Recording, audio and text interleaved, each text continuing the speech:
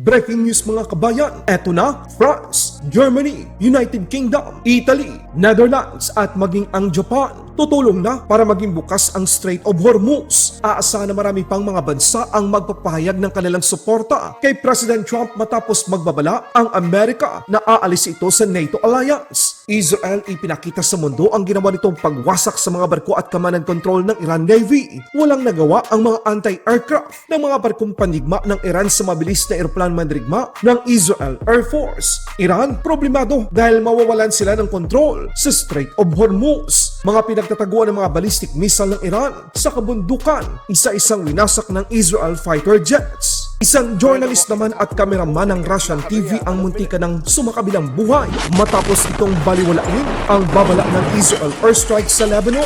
Amerika, ipinakita din ang pagwasak nito sa iba pang mga barko ng Iran Navy sa nasabing daluyan. Iran dancing missile, nakuhaan ng video sa Israel. Ayon sa US Central Command, nag-deploy ito ng mga attack helicopter at A-10 Thunderbolt. The A-10 Warthog is now in the fight across the southern flank, killing fast attack watercraft in the Straits of Hormuz. Israel ipinakita sa kauna-unahang beses ang video sa isinagawang sunod-sunod na airstrike nito laban sa Iranian Navy Northern Fleet sa Caspian Sea. Maging ang shipbuilding at command and control center ay hindi pinalagpas ng Israel airstrike. Kabilang sa mga barkong winasak at pinalubog ng Israel ang Iris de Laman 78, isang frigate, kahit armado ito ng 76mm naval gun, close-in weapon system, anti-ship missiles, surface-to-air missile. Wala itong nagawa sa bilis at high-tech na eroplano mandirigma ng Israel Air Force. Dagdag pa dito, sinalakay din ng puwersa ng Israel ang isang pinagkukublian ng mga ballistic missile sa Iran. Kahit nakatago ito sa kabundukan, wala itong lusot sa lakas at puwersang hatid ng Israel Air Force. Tuloy-tuloy naman ang bombing operation ng Amerika sa Iran. Ayon sa videong ipinakita ng source sa paliparan ng United Kingdom, makikita ang pagload ng maraming 2,000-pound bomb sa B-1B bomber ng Amerika. Dagdag pa ng source, ito ay magsasagawa ng misyon laban sa Iran. Soldiers were pictured on this airfield transporting those bombs around, and so what we found today when we arrived was that Ipinakita naman ng US Central Command ang kanilang ginawang opensiba laban sa Iran naval targets na banta sa mga barkong nakatigil malapit sa Strait of Hormuz.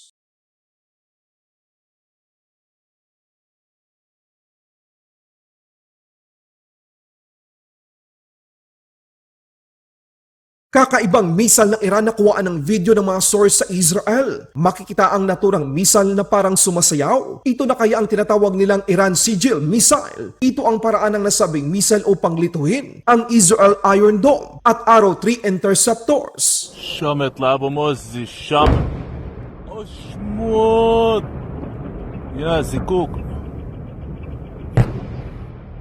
اشمط يا رب ياتو نزل نزل نزل نزل نزل نزل نزل نزل Eto na, France, Germany, United Kingdom, Italy, Netherlands at maging ang Japan. Sabay-sabay nagpahayag na handa silang sumuporta sa Amerika para buksan ang Strait of Hormuz. Ito ay panimula pa lang mga kabayan. Siguradong marami pang mga bansa ang susuporta sa Amerika. Isang malaking U-turn sa mga bansa sa Europa patapos nilang tanggihan ang panawagan ni President Trump na pag-isip-isip siguro ng mga miyembro ng NATO ang malaking kawalan sa kanilang depensa kapag kumalas ang Amerika sa alyansa. Kasama ang bansang Japan, mas lalong mahihikayat din ang iba pang mga bansa sa Asia na tumulong at magkaisa para maibalik sa normal ang kapayapaan sa Strait of Hormuz. Malaking problema ngayon ito para sa Iran dahil kapag hawak na ng Allied Forces ang Strait of Hormuz, siguradong ang pagkontrol sa nasabing daluyan ay hindi na maibabalik pa kailanman sa Iran. Muli namang pinuri ng NATO Secretary General ang ginawa ng Amerika upang pahinain ang kakayang militar ng Iran at hinikayat pa ang ibang mga bansa na sumuporta sa panawagan ni President Trump.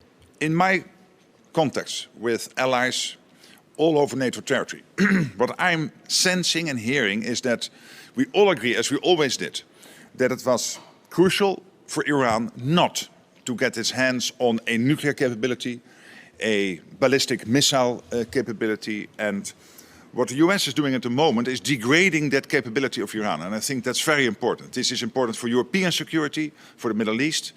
It is vital for Israel itself.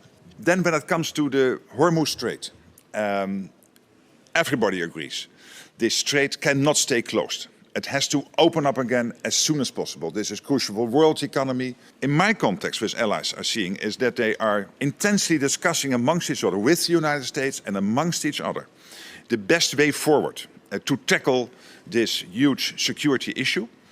And let me add to that, that I'm confident that allies, as always, will do everything in support of our shared interest. Kinumpirma naman ng Amerika ang pag-deploy ng kanilang ADAS-10 Thunderbolt at AH-64 Apache attack helicopter upang suportahan ang misyon ng US Central Command na i-neutralize ang mga barkong maliliit ng Iran na siyang gumagambala at may dalang banta sa Strait of Hormuz. U.S. CENTCOM remains on plan to achieve our military objectives and remain unrelenting in our pursuit of Iranian missile capabilities, UAV capabilities, and their Navy, and as the Secretary said, their industrial base.